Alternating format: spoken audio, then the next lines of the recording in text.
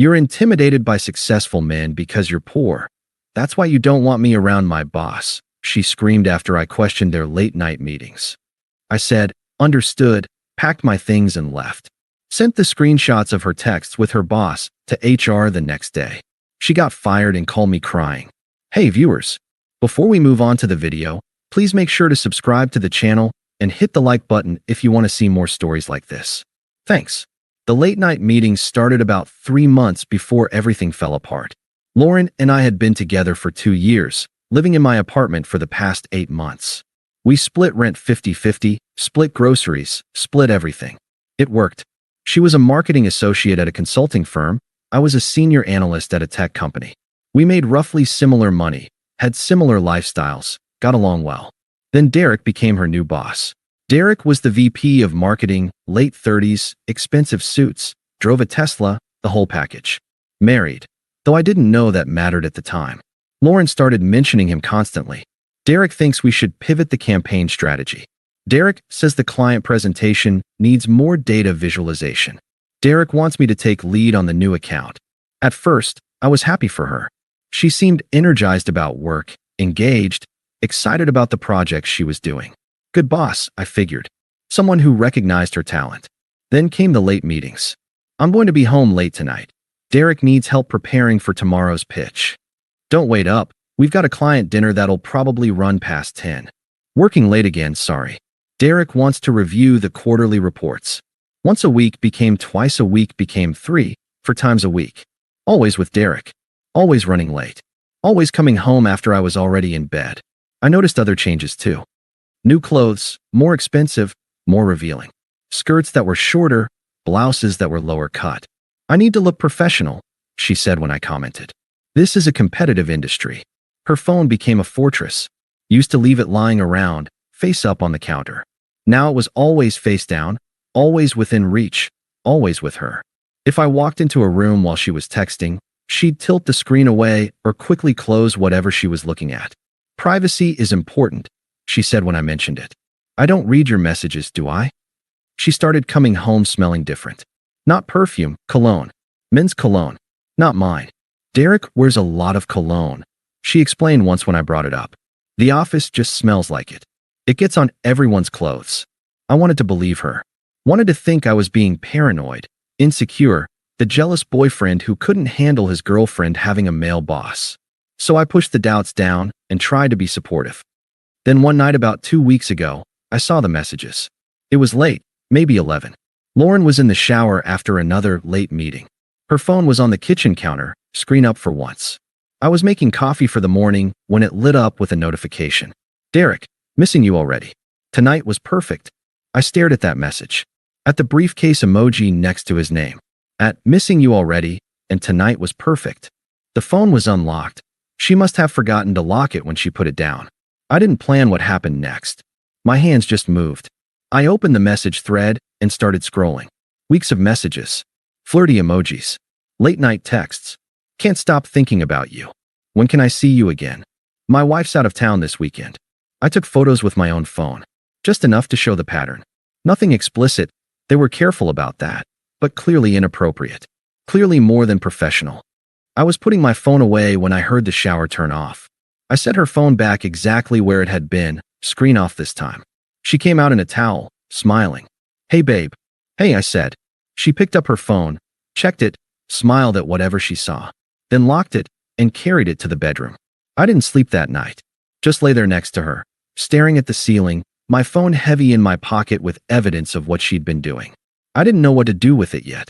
Part of me wanted to confront her immediately. Part of me wanted to pretend I'd never seen anything.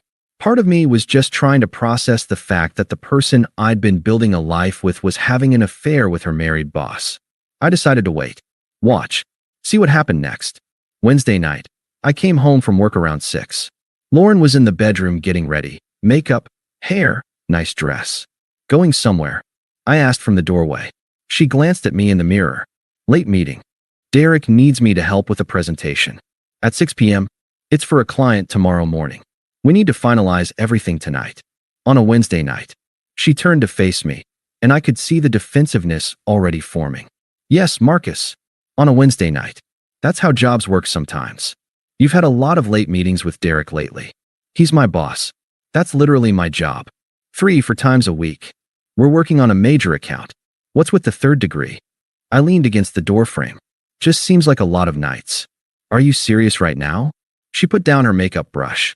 You're going to give me shit about working late? I'm not giving you shit. I'm asking a question. No, you're implying something. Just say what you want to say. I took a breath. Is something going on with you and Derek? Her face went red. Oh my God. Here we go. It's a simple question. It's an insulting question. You're accusing me of cheating because I'm dedicated to my career. I'm asking because you're out late multiple nights a week. You're on your phone constantly. You come home smelling like someone else's cologne. You're keeping track of what I smell like? That's insane. Lauren, no. She stood up, voice rising. You know what this is really about? You're intimidated by him. I blinked. What? You're intimidated by successful men. That's what this is. You can't handle that I work with someone at Derek's level. His level? Yes. Derek is a VP. He makes $500,000 a year. He drives a Tesla. He wears Tom Ford suits. He's actually going somewhere in his career. Her voice was shaking with anger now. You make what, 82,000? You drive a Honda?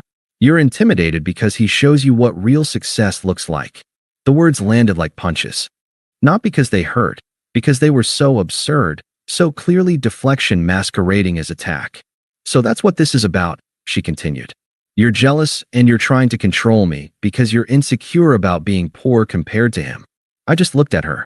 This woman I'd been with for 2 years, who I'd built a life with, who I'd loved. Screaming at me that I was poor and jealous because I questioned her late-night meetings with her married boss. Understood, I said quietly. She stopped, thrown by my calm. What? I understand. I'm intimidated by successful men because I'm poor. Got it. Finally. She grabbed her purse. So stop questioning me about work. I'm going to be late. I'm not going to question you anymore, I said. She paused at the door, seemed satisfied with that. Good. I'll be home late. Don't wait up. The door closed behind her. I stood there in the bedroom for a long moment. Then I went to the closet and pulled out my duffel bag. It took about an hour to pack everything essential. Clothes, toiletries, laptop, important documents, the things that were mine. I left the furniture. Most of it was mine too, but I didn't care. I just wanted out. I left a note on the kitchen counter, handwritten on a piece of paper. Lauren, you're right. I am intimidated by successful men. Too intimidated to stay with someone who has late-night meetings with one. I've moved out. My half of next month's rent is paid. Figure out the rest yourself. Marcus. I left my key next to the note, grabbed my bag, and drove to my friend Jason's place across town. You can stay as long as you need, Jason said when I explained what happened. Spare room's yours. Thanks. It'll just be a few days while I find a place. Take your time, man. Seriously. That night, around 2 in the morning, my phone buzzed with texts. Where are you? This is ridiculous. Come home. You're being a child. I blocked her number and went to sleep. Thursday, I went to work like normal. Focused on my projects, avoided thinking about the apartment I was no longer going to. That night, I started looking at new places online. Friday morning, I sat in my car in the office parking lot and created a new email address. Anonymous, untraceable. Then I wrote the message. To whom it may concern, I am reporting an inappropriate relationship between VP Derek Morrison and his direct report Lauren Chen. Attached are screenshots showing unprofessional communications that suggest a romantic and/or sexual relationship between a supervisor and subordinate. This violates company policy regarding workplace relationships and creates a hostile work environment. I am reporting this anonymously due to concerns about retaliation. Please investigate this matter urgently. I attached the photos I'd taken of her text messages. Clear enough to show the pattern, the flirtation, the personal nature of their relationship. Then I found the email addresses for her company's HR department and Derek's direct supervisor, both publicly listed on the company website. I sent the email. Then I deleted the account. That weekend I stayed with Jason, looked at apartments, and tried not to think about what was happening at Lauren's company. I'd done what I needed to do. Now it was out of my hands. Monday morning I was in a meeting when I got an email from an unknown address. I almost deleted it as spam, but the subject line caught my eye. You destroyed my life. It was from Lauren, using a personal email I didn't have blocked. I know what you did. HR called me in this morning. They showed me screenshots of my text with Derek. I know it was you who sent them. How could you? I just got fired, Marcus. Fired. Over nothing. We weren't even sleeping together. You ruined my career because you were jealous. I deleted the email without responding. My phone rang an hour later. Unknown number. I answered without thinking. They fired me. Lauren's voice was hysterical, crying. HR fired me. Someone sent them screenshots of my texts with Derek, and they fucking fired me. I said nothing. I know it was you. You did this. You ruined my career. I didn't ruin anything, I said quietly. You did that yourself. I wasn't even sleeping with him. We were just flirting. It didn't mean anything. Just flirting with your married boss. At 2 in the morning. You're vindictive. You destroyed my entire life over nothing. I didn't destroy your life, Lauren. I sent evidence of policy violations to the appropriate department. They made their decision based on their own investigation. I can't get another job in this industry now. Everyone will know. Derek's wife is telling everyone what happened. His wife works there too. Did you know that? She found out, and she's making sure I'm blacklisted. That sounds difficult, I said. I hope you figure it out. Please. Her voice cracked. Marcus, please. I'm sorry. I made a mistake. We can work through this. I'll do anything. No, we can't. I'll do anything. Lauren, you called me poor and pathetic for questioning your late nights with your married boss. You made your choice. Now I'm making mine. I hung up. Blocked that number too. Over the next few weeks, I heard updates through mutual friends. Lauren couldn't find work in consulting. Derek's wife had apparently made sure word got around about what happened. She had to move back in with her parents in the suburbs. Derek resigned to avoid being terminated, and his wife filed for divorce. I didn't feel good about any of it. Didn't feel triumphant or vindicated. Just felt relieved. Relieved to be out of something that had become toxic. Relieved to have clarity instead of confusion. I found a new apartment, better than the old one, actually. 1 bedroom in a good neighborhood, close to work. Signed the lease and moved in within 2 weeks of leaving. Jason's cousin Emily came over to help me unpack boxes one Saturday. She was a graphic designer, funny, and easy to talk to. We'd met at a dinner party at Jason's place a week earlier. This is a nice place, she said, looking around. Good light. Yeah, I got lucky with the timing. We ordered pizza, drank beer, talked about everything and nothing. At the end of the night, she said, this was fun. Want to grab coffee sometime? Like, actually a date coffee, not just friends coffee. Yeah, I said. I'd really like that. We started seeing each other casually. No pressure, no expectations. She had her own career, her own apartment, her own life. We just enjoyed spending time together. 2 months after I'd left Lauren, I was at a coffee shop near my new apartment on a Saturday morning. I'd just ordered when I heard a familiar voice. Marcus. I turned. Lauren was standing there with 2 people I recognized as her parents. She looked terrible, thinner, dark circles under her eyes, hair that needed washing. Hey, I said neutrally. Her parents gave me cold looks and went to order. Lauren stepped closer. Can we talk? Please. Not really interested. I lost everything, she said, voice low and urgent. My job, my apartment, my reputation. Derek won't even speak to me. His wife destroyed me in the industry. I can't get hired anywhere. That's unfortunate. You did this. You sent those screenshots because you were jealous of him. I sent screenshots of policy violations to HR. They investigated and made their decision based on company policy. Over jealousy. You were jealous and vindictive. I wasn't jealous, Lauren. I just didn't want to be with someone who was having an affair. We weren't having an affair. The text said otherwise. Missing you already. Tonight was perfect. When can I see you again? That's not a professional relationship.